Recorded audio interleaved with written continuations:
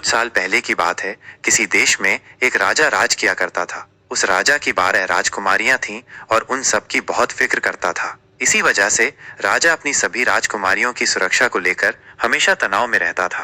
राजा की चिंता की वजह से उसने सभी राजकुमारियों को एक ही साथ एक ही कक्ष में रखा था। वो सभी राजकुमारियां एक साथ एक कक्ष में सोती थी और जब राजा सोने जाते थे तो वो राजकुमारियों के कक्ष के बाहर ताला लगा दिया करते थे। राजकुमारियां जूते पहनकर सोया करती थीं, लेकिन जब सुबह उठती थीं तो सबके जूते गंदे और फटे हुआ करते थे। राजकुमारियां पूरी रात अपने कक्ष में बंद रहा करती थीं, लेकिन इसके बावजूद उनके जूतों की ऐसी हालत देखकर राजा को भी बहुत हैरानी होती थी।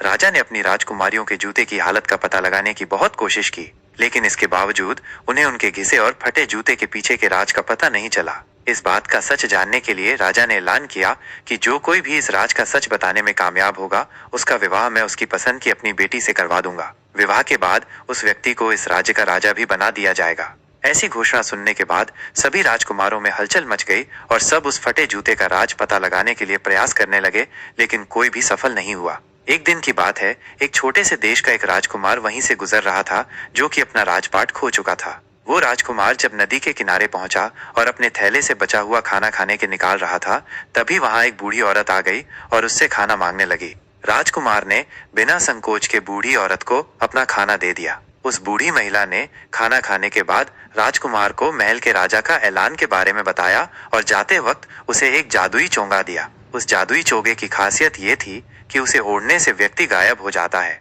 राजकुमार अपने साथ वो जादुई चोगा लेकर राजा के दरबार पहुंच गया। उसने राजा से उस घोषणा को पूरा करने के लिए अनुमति मांगी। राजा ने राजकुमार को अनुमति देते हुआ कहा, इससे पहले जितने लोगों ने भी प्रयास किया है वो असफल रहे हैं और उन्हें मौत की सजा दी गई है।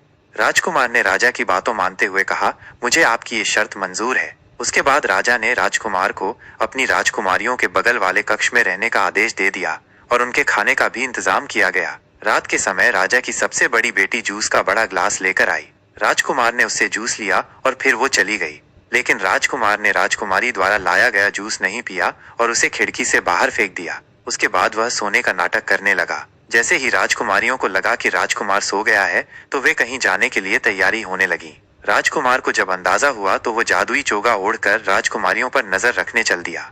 राजकुमार जब राजकुमारियों के कमरे में पहुंचा तो उसने देखा कि राजकुमारियां तैयार होकर एक गोले में खड़ी हैं और कुछ गुनगुना रही हैं। उस कमरे के बीच में एक बड़ा सा गड्ढा बना, जिसके अंदर राजकुमारियां जाने के बाद एक जादुई जगह पर पहुंच गईं। राजकुमार भी राजकुमारियों का पीछा कर रहा था और वो उनके पीछे चला गया। उस जगह पर 12 राजकुमार पहले से मौजूद थे जो उनका इंतजार कर रहे थे। उसके बाद राजकुमारियां उन राजकुमारों के साथ जंगल की तरफ जाने लगती हैं। उस जंगल के रास्ते में चांदी, सोने के पेड़ नजर आते हैं और उसके साथ अन्य जेवर के पेड़ भी दिखाई देते हैं। राजकुमार हर पेड़ से एक एक पत्ती तोड़ने लगता और अपने पास रख लेता है। उस जंगल में थोड़ी दूर जाने के बाद एक महल नजर आता है।